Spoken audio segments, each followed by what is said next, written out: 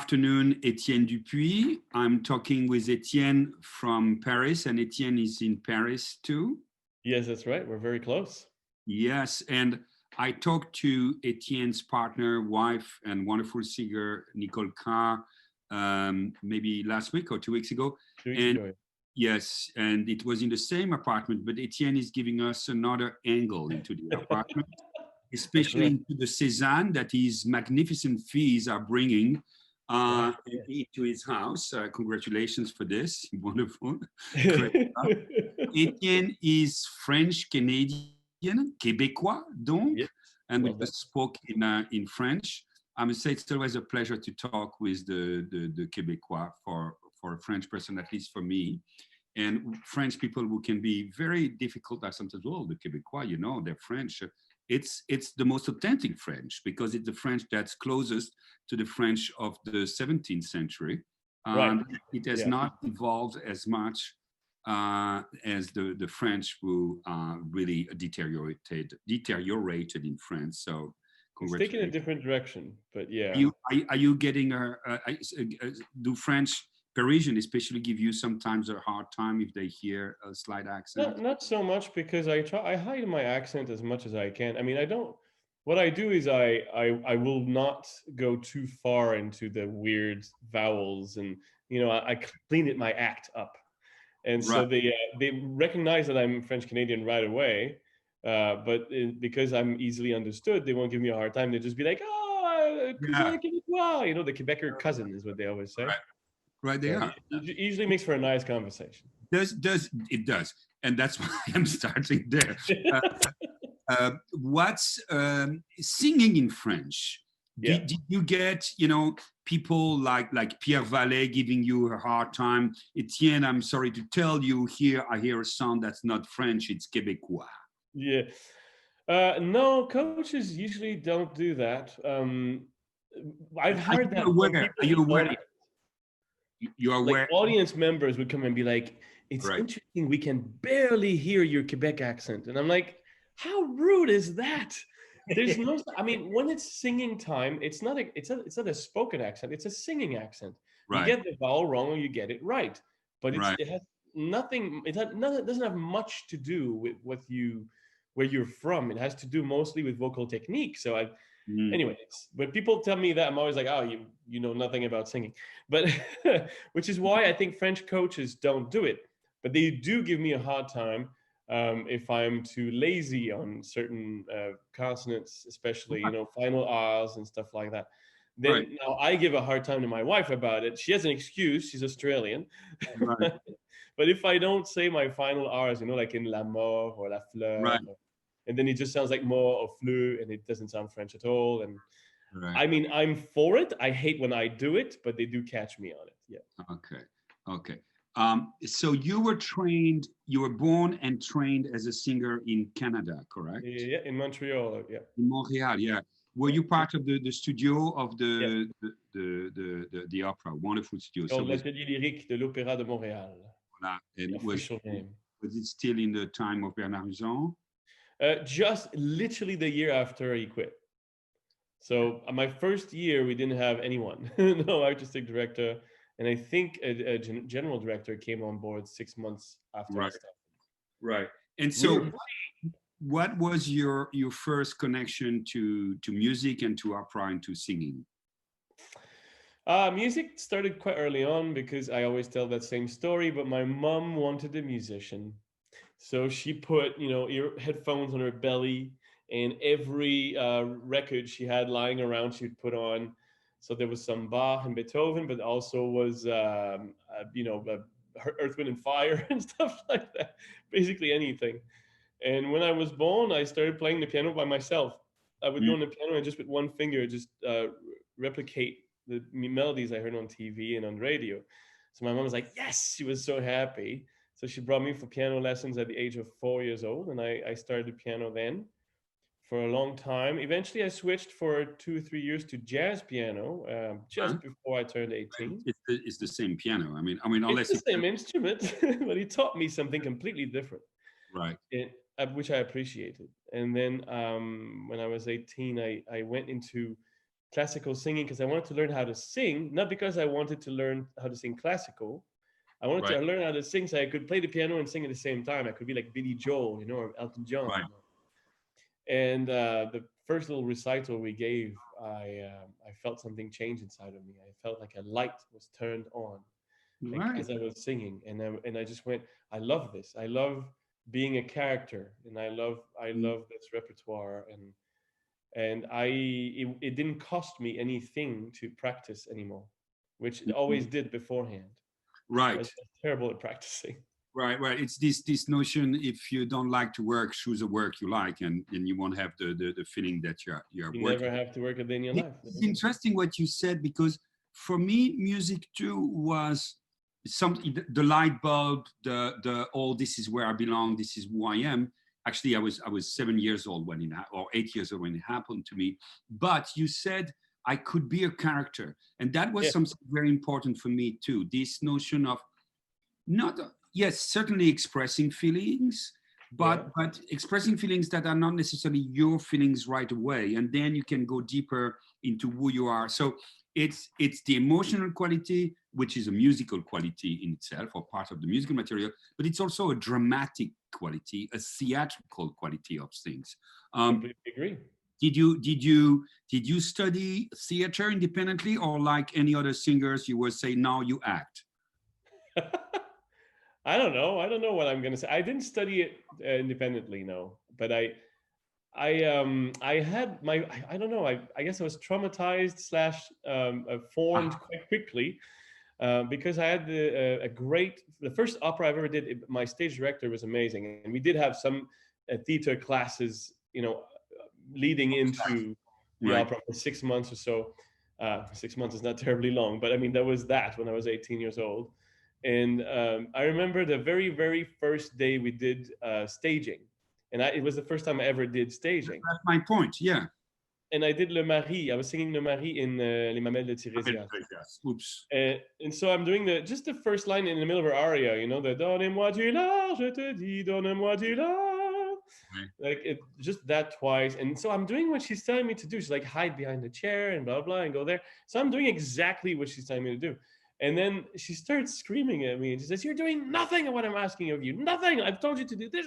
And I'm like, and I'm freaking out because I don't know. I'm doing the movements. But what she means is I'm not the character. I'm not Mm, thinking about what I'm singing and why I'm singing it. But I mm, have no idea. I'm 18 years old. It's the first time I do that. mhm. And so the anger that I felt from being yelled at, I started singing with that emotion in Right. me, right? And immediately she turned and said, much better, and then moved on to other stuff. And then that calmed me down right away. Oh. But afterwards I was thinking, why? It's because you cannot be empty here. Hmm. If you're missing something immense in the music and what you're trying to convey. And I mean, in my personal opinion, you're missing the entire point of why you're singing, or why you're doing this. But you cannot be empty here. So On the other hand, Etienne, isn't it that you cannot be overcome and overwhelmed by your emotions? That we are here as artists to provide emotions to the audience, or to use the emotions as the material of the music we are performing. But the connection between the way you feel and what you are projecting is not that obvious. So no, you need to know also techniques to give the impression very strongly of those emotions. I am, and we have never worked together, but I am one of those conductors who get very deeply personally involved in the emotions. But with time, I learned that it's not enough. It's what is important is what I project and how that's I right. project it. And Um, we do a job. It's very weird because we don't actually have any form of amplification. So that mm, projection you're talking about has to come naturally. We right, can't force it either because then it right. seems fake. So Hmm. there's a very fine line, and it took me a long time to figure it out. I guess, to be honest, I am still figuring it out every time I I hope go on so. stage, Yeah, yeah, as we all are. yeah. How to make that accessible to the audience. One thing I have learned though is that they might not feel exactly what I feel, and that's okay. Mm-hmm. I've learned it from being in indie audience. You know, there are Right, right. moments where I'm It's like, the I am trouble of the so stage. moved by It's the something. trouble of the stage director to help navigate all of this, you know, Well, and make I that mean, they're the outside eye, so they're really the ones that should be in charge of that, really. right, But sometimes you'll be feeling something, and it doesn't necessarily mean the audience is feeling that. mhm, right, But in other times, you're not feeling anything. You're just, going along with the flow, and everyone in the audience is like, "Oh my God, this is so moving!" And you're like, "Really?" Like right, you have no idea. right. But that's exactly what I'm talking. And with time, you learn how to navigate all of this. I mean, or It takes time. sometimes It's true. you prioritize wrong. I mean, as a young musician, I used for me what was the most important was always poetical quality, energy, um, Right. feelings, psychology. And I learned with time that if the basics are not covered, intonation together, quality of sound, Yeah. uh, beauty of the phrasing, all of these other qualities, they are not going to come through, you know. And so what's the point? And it's very difficult because you have to balance all of this, and as you say, it takes a lifetime to balance of this, all of this. Lots It of experience. Yeah. always, yeah, and it always amazes me how much singers are not trained, even in the highest schools, to deal really with this. You learn as an artist, through baptism of fire and experiences, as Yeah. you explained, but this is not really taught. Where did you go from the l'Atelier Lyrique de Montréal, and what was your big career gig? The game changer. Yes. Well, what happened is while I was at the atelier, I was there for 3 years. And in my third year, I got quite lucky that I was offered a few roles already, um, two in Canada and one in Israel. Mhm. I did the EVI. Do you know that program, the International Vocal Arts No, what's can you it? tell us about this? Institute? Can you Yeah, tell us? EVI. It's called EVI, International Vocal Arts Institute. It's a program that was created by Joan Donovan and Paul Nadler. Uh, Net? Yeah. used to work at the Met together, and they would round up a whole bunch of professionals. It could range throughout. I mean, anything you can imagine. So voice teachers, but stage directors and conductors and pianists and all that. So they'd get a whole faculty together, and for almost 30 years, I think, they went to Israel, to Tel Aviv, to do that. And then they opened up some of those programs in different places. I know they were in Virginia, I think, for a while, in Puerto Rico, and in Montreal. They still exist in Montreal. Mhm. Um, I don't, I mean, I'm a bit out of touch with it now, but I went there when I was 24. So they helped me greatly. And from there, the director of the New Israeli Opera hired me to do second cast in Manon Lescaut, which was very fortunate for a young 26-year-old. Amazing. Yeah. But after that, I started. My bread and butter used to be a lot of Marcellos and Figaro and Barbiere. I did a lot of those. I did a few Silvio in Pagliacci, but my big break, I always say, came at the Deutsche Oper. Uh-huh.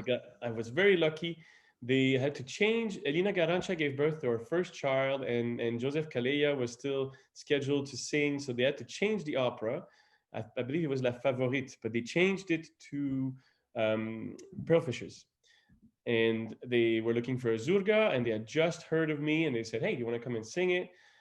I love how he thinks, Christoph Zeufeller at Right. the Deutsche Oper. That's your audition. Your audition is to go on stage and sing with Right. Patricia Cioffi and Joseph Calleja. Yeah, but Christophe has a good understanding of potential of people. So he has, Absolutely. from that point of view, when you cast, you need to be able to imagine a voice into something else. He had In never heard me though. I had but you in auditions, didn't you? I did not audition. What Ah, happened is I was doing a Barbiere in Montpellier in the production that came from the Deutsche Oper. And from then, the stage director said, "You should bring him to sing Barbiere in Berlin," which they did. But before I got a chance to do that, they said, "Hey, we're looking for this Zurga, and you're French, you speak French, right?" So it was well, very and interesting. Zurga is a little. I mean, baritone. oh, man's voice, anybody can do it, you know. No, not with Yeah. certain roles. And Zorga is different than Morales. And Zorga, I feel Zorga should be given to a voice that is able to project. I mean, you Yes. have to fight the orchestra, so it's quite a heavy role. What? So let's go to this. How do you define your voice? You are a baritone. What kind of baritone are you? For a long time, I used to say baritone Martin because I've Yeah. always had an easy top, easy high notes. Mhm. But as it's evolving now, I think I'm just a very lyrical baritone. I think that's the easiest way Lyrical to baritone. describe it. Yeah. I'm really comfortable in legato, in line, in bel canto, like that type of stuff. Mm. I'm not comfortable so much in Mozart and in Rossini. They move, the voice is used in a way that moves so much. I like, I like to carry the weight, from the note before to the note to the next one. Mhm. And so Got it. like you start the aria and it starts there, but as the aria goes, it goes, Mhm. and I have that kind of stamina, which Mhm. I know it's not everyone, but I love it. I love doing that. So do you Where feel I the shine voice is most. going to grow more dramatic with the time? What you describe is Yeah, it's already doing not a weird. dramatic. I mean, It's doing a weird thing where I still have the high notes, but it's going lower, which I right. never expected. I thought it was always gonna stay, and now I've got these low notes that didn't have before. Well, So could you for the people listening try attempt, which is not easy, at the definition of the baritone Martin, at least yeah. compared to the lyric baritone? Well, baritone Martin, the very name comes from a very specific baritone, French Right. baritone, that Mhm. had this easy top, So, easy high notes. So the baritone Martin, we traditionally will sing, Figaro and Barbiere, will sing that it was definitely peleas in Peleas et Mélisande. So a baritone that is almost a tenor is the best way I could describe it.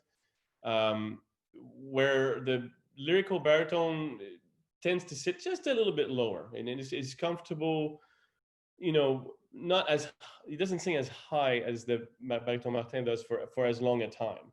right. If This you is look at Verdi roles, they will have the high notes, the same high notes, but they'll come in once in a while. They won't just sit there. Mhm. Where the baritone Martin, it can be sung by tenors, Right. basically. So did anybody ever tell you, well, you're just a tenor with a dark voice? Did you try? I do have. What's your highest notes? Come on, come on. If you The highest I've sung in public was a B, but national. I'm not comfortable with Bs at all. I actually B flat is where it's my limit. It's my limit. Well, that's good enough. But that's good enough. Like I usually, I have no problem singing A flats and A's. I did the creation of 2-3 years ago where the guy wrote an aria while we were creating the piece, and he said, "What's your highest note?" And I was like, "A." And so he put a bunch of them in there, but the way they were approached and everything, it worked. So yeah. It works, yeah, yeah, yeah. People are very confused with this question of tessitura and so on, but you seem to have a good grasp about it. So let's. You were talking of peleas. Yes. When was your first peleas? Not too long ago, maybe 6 years ago, I believe. It was a fun little project with a company in Canada called Against the Grain Theta. They normally rewrite operas so that, like, they rewrote the three Mozart da Ponte operas, for example, to make them more modern, but also in English for the audience that they have speaks mostly English. I know I had the same reaction, but I understand their process. They No, did no, a yeah, yeah, poem they did a bohem in bars. Like the right. whole idea was to have, like, it's bohem on tap basically. So you just go to the bar, have a pint, Mhm. and then you have bohem in front of you. I understand the way they're trying to make it more accessible. And so when I did this Peleas, the idea they had, there was this beautiful inner courtyard in Toronto at the COC, at the Canadian Opera Company, with a little gazebo and everything. And you're just looking at it, under the stars at night. You're like, wow, it's like out of a fairy tale. And so he had the idea to do Peleas there, which we did. Which is what we In did. English. No, no, no. That one was in French. That one we kept Okay, because okay, it was not the same project per se. It was right, more right. about the Okay. location I mean, than I hate making to say it, Etienne, but if there is, and this is so French to say that, if there is one opera where every opera, the language is yes. I mean, is connected to the music very, very, very, very deeply. But in peleas, it's even more words than anything. It really starts with the words. Yes, And yes. that's the concept, actually, that it And should start with that would be sacrilegious. uh, um, and on the other hand, we love the idea that the audience is directly in contact with what the action and the way it's happening. I had an experience in actually maybe it was with Nicole in Dallas in a Not City Figaro, where we lost the subtitles for a while, and the audience was not reacting and connecting the same way. They are Wow. so used to it.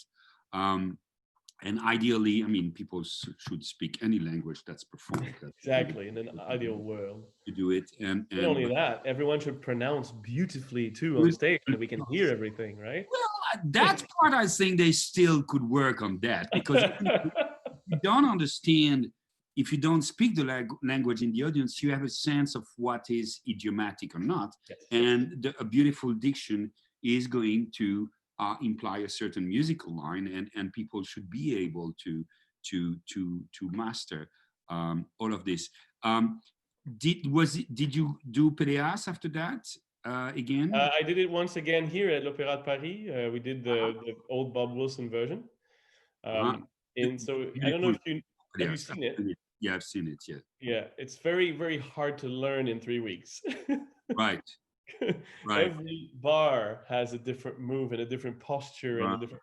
The precision of it is incredible. But But we did it. talking to I've never worked with Bob Wilson, but I've worked with a lot of artists who have worked with him, and they say, you Yep, know, at one point you can also go, you can express yourself in spite of the choreography is that's right. important to you, That's and right. somehow, although maybe he doesn't say it, he's welcoming that. How do you feel about this? I completely agree. I remember that we did 5 performances, and as much as so every night we got notes, and they would come to well, not him, but his assistant would come in my dressing room and give me all these notes, and she would say, "It's funny, with all the other singers, I have to remind them to do things. With you, I have to remind you not to do everything," because I have this, I don't know why, but I have this incredible memory where I remembered everything that she told me in rehearsals, and I'm trying to do everything at once. Mm. And she's like, that's what's stopping you. And it took me Mhm. 4 shows. So the fifth performance is the only time I actually enjoyed myself and sang exactly the way Bob Wilson intended to. And she came to me afterwards, like, you tonight, You you got it. Tonight, that was it. Like, if we had 10 more shows behind it, you'd be absolutely fine. But it took and me the first 4 performances. was this having to choreograph everything you were doing, or Yeah. respond to certain indications? Were you still able to express yourself emotionally through it? Yeah, well, that's the point. I was Oh, trying, but fine. it was Okay. very, It was yeah. tough. They're type of directors that don't work as well with me, but they will. I mean, they will work incredibly well with other performers. It's just I recognize it as something where I don't shine as much. I've Uh-huh. mentioned Laurent Pelly as well, which I think is absolutely genius. Yeah, Um, always but and wonderful. I've seen the genius of it. But when I'm in it, I feel so like stuck into the movements that need to be like this and like that and like that, that it even doesn't help my singing. And I remember I did is l'Élysée d'Amore here in Paris, Pelly's version, and again, I tried to do all the movements and everything, and it was Giacomo Sagribanti conducting. Mhm. And a few months later, he came to see I was singing in Don Carlo, I was singing Rodrigo, and so he had heard my Bercore. We had worked on Bercore, and then he heard my Rodrigo, and he went, "I had no idea you could sing like that." Mhm. And so that, to me, that was exactly the cue. It's, if I'm not in a staging that boxes me in, I'm able to express myself a lot more. Not Mhm. to say, I think it works with very specific singers and interprets, but I'm Mhm. just not one of those people. I need to have a bit more Maybe, freedom. maybe in time you might be able to metabolize the process and I incorporate agree. both, There was and a big develop. chance that it was just that these 2 productions, I came in there and we only had 2 or 3 weeks of rehearsals, and then we had to go on stage. So I never got the chance to, like, exactly what you said, to put them, internalize them. Okay. So singing peleas, which is almost, which is quite, even for a high baritone, it's Yeah. going in certain territories, and I think I worked with some peleas. I worked with La Pointe, for instance. Oh yeah, of course. Wonderful, wonderful Amazing. Yeah. Canadian. And for Jean-François, it was very easy. And I Yeah. worked with other baritons who are lower baritons who have the high notes but struggling with it. And at one point, it's not fun anymore. You just feel their head going spinning and the throat, and oh my God, you need to take time to help them and so on. But what I have worked too is with a lot of Golo who have done peleas, which is so rich. And it's an amazing role. Are you one of those who wants to do Golo at one point in your career? If you ask me what my dream role is, I would say Golo, but I don't think I could do it. Well, you don't know, your voice might get lower and darken even more, no? I mean, we'll see. But if it does, I will jump on it. The way you say grasp it with both hands. The way you said "we'll see" was like a tenor. We'll see. I'm singing tenor stuff at the moment. Yeah. Yes. So that's exactly what I was saying. So peleas, because it's very high, has been stolen by tenors. Yes. Because basically, it's a tenor role with no very high notes. What's the highest natural in the piece? Or A natural is the highest note. The hardest notes to sing are actually, there's a few G sharps that are staying. Like they just stay up there. That's the hardest bit, I think. Right. But as a baritone, how do you feel about tenors stealing your role now that you are stealing tenor's role by singing Verdi? I don't know. I mean, I'm not personally offended. Okay. I was once, because I was supposed to do one, and then the director came in and said, "No, I want a tenor in the role," and so they canceled me and put a tenor in there. What does that mean? What's the point? Because at the difference with Verdi, if a tenor sings it, he's going to sing exactly the same notes, and you could have a tenor that has a darker voice than a high baritone. So I understand it the same way you do, so I don't know why they replaced me. He wanted a tenor. He wanted someone who was. And it was not even like the conductor. It was a director that said that. So I was like, what does it change? What does it matter to? Unless you have a specific tenor in mind, which I think he did. Yeah, then it doesn't. Oh, okay. Yeah. I think that's what it was. But you never know. It's politics. I mean, I'm just a pawn in this, right? But, the point is, I did that. That's when it feels personal. But no, I have friends who sing it, and they have the tenors. If they have the lower register part, then it's fine. Right. The whole role, the way it's built, it starts quite low, and then it as the evening goes, it gets higher and higher. Right. It sits higher and higher as the evening goes. Even the keys that are used, you can tell, help that evolution. But the very first duet you have with Mélisande, it's even low for a baritone, Right. It's kind of spoken in exactly. A low yeah, absolutely. And so Verdi is a different case in the sense that some of the high notes, you are so used to it, they are missing. And actually, what are the most? How do you do? Pourquoi me réveiller? Pourquoi me réveiller? And that's it. Au souffle du printemps. So what I did, and I had that dream of doing it for a long time, but I really want to pursue it even more, is that the story of how Verdi was created by a baritone singer it's very blurry. His name was Battistini, I think, or some.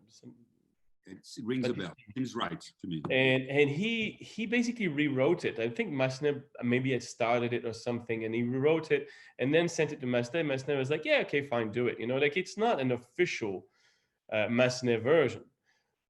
And it's too bad, because the role actually works for a baritone if you respect the line that Massenet wrote. So my idea was to take the tenor score and reinstate everything that allowed the line to flow. So instead of going right, if you don't correct the line because it's a baritone, I correct. No, so you keep the high notes because you have them whenever they're in a line. Everywhere I could. tenor high notes, then you don't do it. Yeah. That's exactly right. So there's that aria where he says, Lorsque l'enfant revient de voyage avant l'heure. In the baritone version, it's Lorsque l'enfant revient de voyage avant l'heure, Right. which it works, but I was like, it breaks the line that Yeah, yeah. Massenet created, because then he repeats it right after. So I reinstated all that. And And for all Pourquoi the me exact, réveiller, all yeah, no, oh, so for Pourquoi me réveiller, what I did is I did the original line. Pourquoi me réveiller au souffle du printemps? It's only the second half when I went down. Pourquoi me réveiller? Et pourtant bien proche est le temps des orages et des tristesses. This one I used the baritone. And then instead of going to the A sharp, I just stayed on the F sharp. So pourquoi me réveiller? And that's it. But and what I like about this, I mean, you can always find reasons for things. I like the fact that the aria technically doesn't end, because she says, no, don't finish. right. And so if you go, pourquoi me réveiller au souffle du printemps, people clap and it's ended. But no, but then she goes, n'achevez pas, like, please don't stop. And please stop, like, don't finish. Yeah. And so I like the au souffle du printemps, so it doesn't sound like it's ended. And I thought that was very clever. Also, the ending, the whole death scene, I thought worked a lot better down there. Like you Right. feel less Yeah. alive. So, and what do you do? All the demi-teinte, the voix mixte, the mezza di voce, that seem to fit very well for a tenor. Are they in a tessitura that's okay for you? Or Yeah, did you... I mean, I did almost all of them. I did every single one I could. There's one line even that I used at the octave just before he dies. Like there's Right. Mais d'une douce larme en son ombre tombée, le pauvre mort se sentira béni. You know, and so I thought that it's just he's out of stamina, energy, life. It's coming out of him. So to sing up there, I thought that it worked quite well down there. But that was, I mean, it's a personal opinion, obviously. No, it's an amazing piece. It's phenomenal. I would love to hear it with you. It will come out, I think. We'll work quite hard. I think they're going to make a CD out of it. But even if they can't, very soon it will be aired on Radio Classique and on TV. Where did you sing it? Was in Lyon, or where was it? It was in Opéra de Lyon. Yeah, it was with Stéphanie Doustrac. Daniele Rustioni was conducting. So Stéphanie Doustrac was singing Charlotte, and Marc Barrard Le Bailly, and Albert was Jean-Sébastien Bou. Florie Valiquette was singing Sophie. In a staging? No, it was a concert version, but we ended up filming it. So I think it will be on TV as well with the frac and everything. The whole thing. What are the roles you want to sing you have not sung yet? Well, there's many. There are many. I guess the one that's just a little frustrating is Ford, because I think I could have done it a while back already. But I just love Falstaff. I love the opera. So Ford was one I wish I had done already, and I wish I can do soon. Will do. But no one is knocking at my door with that one yet. I don't know. There's many Verdi ones that I wish would come. You know, like Boccanegra, and I was supposed to do one next month, but it got canceled. Well, yeah. So let's go into this. I mean, this is bringing stress and darkness to all of us. You know. Yeah. It's really yeah. tough. I'm trying to stay positive. Yeah, good. Well, we are. I understand you have been, someone I was talking to earlier told me you have been very busy with an important side project during the COVID, and you started writing some songs, I understand. I mean, I've always liked to do that once in a while. I guess twice a year, if I'm entirely honest. So what kind of songs? I mean, is it popular songs? Is it operatic songs? Popular songs? It's me on the piano or me with the guitar, and it's just like pop singing. So you go back to the roots of you going to this business. You find exactly the circle. What kind of what's the style? What are the topics? Do you start with the text? Do you start with the music? That's a good question. Usually I will have a few chords that I like, and then maybe a melody, and then I'll write the text, and then I will finish writing the music around the text. Uh-huh. But so what I did, When you write the chords, do you think, oh, those chords would fit with that idea I have for a song, or you have the chords first and then you have, and it's I wish I was that clever, because to be honest, that's the reason I'm not a great composer, is yet. that I don't spend that time of thinking, oh, that chord would be like, to me, it's more about this is just what needed to come out. And that's what happened, especially in the first. So what I did is, for 2 weeks in the first time we were in confinement, I wrote a song a day, and it didn't matter if it was good or not. To me, all that mattered Yeah, is that it took me an hour and I wrote a song. yeah. Well, It just that's needed to yeah, come out. yeah. I think I'm gonna have to redo that exercise soon, because it's a year later almost, and Mhm, things have changed very much. mhm. But there was a lot of hope, and there was a lot of hopes, um, in what I was writing. What was coming out was a lot. What will happen once this is all over? That was a theme that was recurring in my words that I noticed Right. afterward. There was a lot of, let's hope that after all this we'll still be here, and let's hope that Mhm, once this is all over we're still going to be there. mhm. And back then, first confinement, we thought it was going to last for 3-4 months, something like that. Like, people were hoping that by the summer or something, the heat was going to kill the virus or whatever. Mhm. But now nothing is back to normal yet, and except for the vaccines, we don't actually have. Yeah, which is major. Yeah. It's major, but it doesn't give us a time of. And starting from that date, everything will resume. We still don't know how to plan our lives. It's driving Nicole nuts. Yeah, and especially if you have a kid, and it's Oh yeah. stressful. We always are projecting ourselves in the future. That's what a career is about. And here you feel like all the efforts of so many years, they might be in jeopardy. And you're going, oh, I had 12 performances at the Met, but now, they're moving on, and then Yeah. what's happening with that? I mean, we have all been there. But let's go back to those songs. Yeah. Where are you? You have an audience of 1.5 for some time, or what's the Not story? quite. My son is not a huge fan of when we make noise. Oh, not yet. Okay. Any singing or playing, he's kind of like, if it's not him doing the music, he doesn't want to know about it. But are you going to perform them for any audience? No, I wish I could. And then Nicole quite often will be busy with either Noah or with something else. So I ended up writing the songs on my own at first. Right. And what I would do is I'd write the song. I'd ask for them to give me like 10 minutes. I could record it. So they usually one takes. And then I would post them on Facebook and Instagram. They're still out there on my Instagram account on Ah, the IPTV. okay. And and the fourth day, I remember I was writing the song, and Nicole came behind me and started singing a back vocal. And so I said, I can tell that it's the first time I actually written a song that you like, because she started singing back vocal to it. He was it. To Oh, this day, people still tell me these are the best songs I wrote. Is the songs where she sang with me.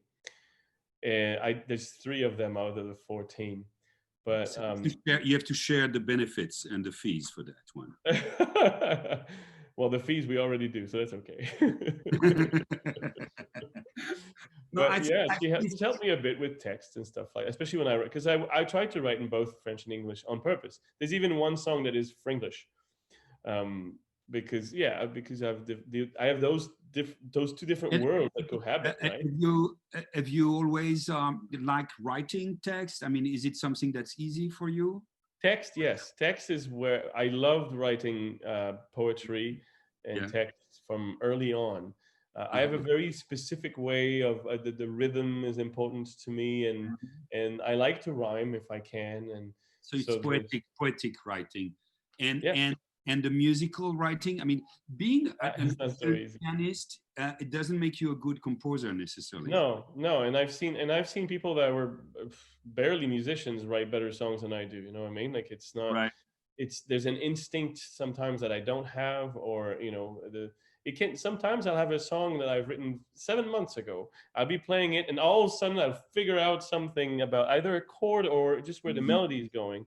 That Mhm. makes so much sense that I'm sure if it Mhm. had been a great composer that figured it out like within an hour of writing it. Yeah, but all of those qualities, they can be, you know, learned, and they can be polished and improved Yes. with time, and it can be taught too in some Yeah, instances. I agree with all that. I just never took the time. It was, to me, it was more like a something to help pass the time at first. And express, you just wanted to And get it out, and that's, I think I understand that, and I think yeah, for us who are constantly piggybacking on other geniuses, on geniuses actually, because we're not necessarily geniuses ourselves, there is nothing more satisfying and fulfilling than producing your own work of art.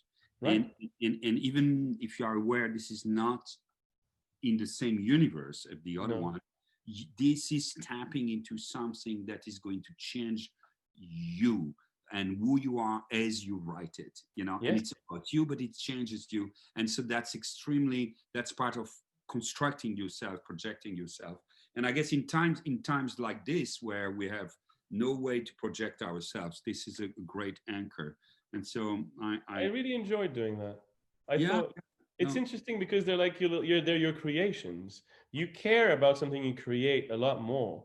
If you mm, know, I love singing. Name an aria. Um, let's say Barbiere. Okay, I used to love singing Barbiere, Largo al factotum. I'd sing it in mm, parties and it's whatever. a show off, Anyway, it's a show off aria, and yeah. but it never felt like it was mine. So I don't. I'm not attached to it. That version of it is mine. And if people enjoy it and they laugh and they think it's great, then I'm happy. Mhm. But if you give me my guitar and I can sing you something I wrote, to me it's that much more interesting. Mhm. Except I don't sing it in my operatic voice, so usually people are like, "Yeah, yeah, fine, but sing Barbieri again," Yeah, yeah, and yeah. I'm like, I'm more impressed by it's this. not something you created, so you're not as attached to it. Right, right, right. Do you sing jazz? Do you sing other things just for you? I mean, you like to I sing. used to jazz. I prefer when Nicole does, so I'll try to play for her if I can. I'll try to. So which is a nice segue in our last topic. Um, how is it to work with your spouse? It's the best. My Okay. wife. Oh well, we met working, so there you go. Mm-hmm. Um, I always say I fell in love with Nicole twice. I fell in love with the singer and the person.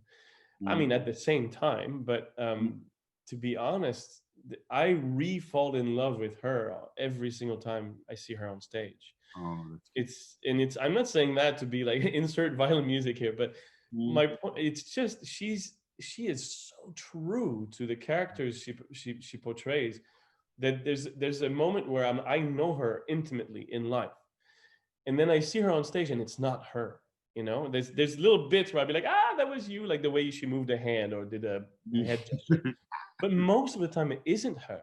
And not only it isn't her, but there's an evolution. It goes from point A to point B throughout the entire night. She's not passive at all with the character, and that inhabits her singing. So I'll be marveling at you Mm-hmm. know the uniqueness of what she does every night. But When we so sang what Don what Carlo together, she was super worried because it was her first Elisabetta and she was young to sing Elisabetta, but it was definitely for her. And I could see the evolution. There was 4 shows she did, and every show I sat backstage when I could. I could witness where she went from point A to point B, and how different it was, and it was stunning to see. So being on stage with her, to me, I feel like I'm the lucky one. and that's beautiful, very eloquently expressed. But so Don Carlo, you are in love with her from the first scene, but then she's your mother, stepmother. You really cannot Well, be. I mean, I'm not singing Don Carlos. I'm okay. I'm the Yeah, best friend. but how? You correct. You're Rodrigue. But Yeah. what is your personal feeling when I don't know if you do have you done Nozze together or what have you No, done? we did Don Giovanni together. We did Onegin together, which is how we met. So how is that personal dynamic? I mean, you love each other, you betray each other, and so Yeah. on and so on. Do you enjoy doing that? Yeah, yes, I do. Like I said, I enjoy seeing where the role takes her, and so I react to that. When we did Don Giovanni, it was funny because in the rehearsals, she comes in interrupting Selena and I, basically having sex in the middle of the street. Right. And so she walked in the first rehearsal, she pushed me in. I mean, I milked it, but I rolled so far away. The Right. director got up and he's like, I don't know what you guys have to deal with at home, but I don't think here's the place.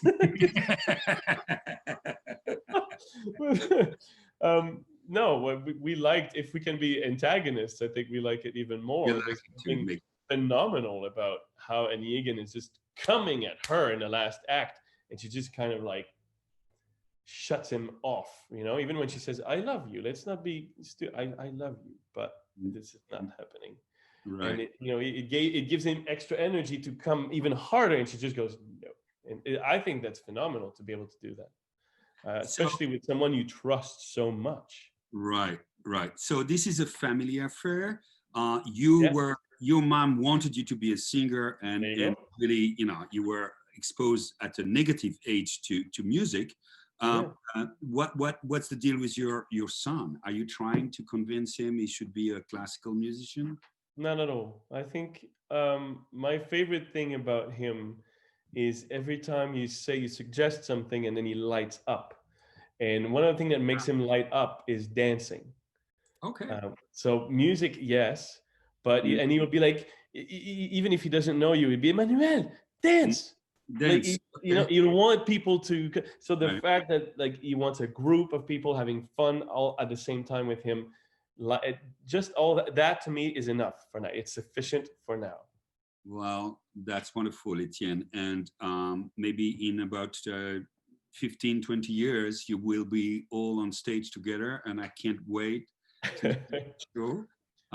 Thank you for Yeah, your time. I wish too. I think Yes. And I'm going to go right away, check some of those songs on Facebook and Instagram. yeah, they're on Instagram. They're easier to find on Instagram. Facebook's been a while back, but yeah, Okay. Oh, you are yeah. You wonderful. let me know.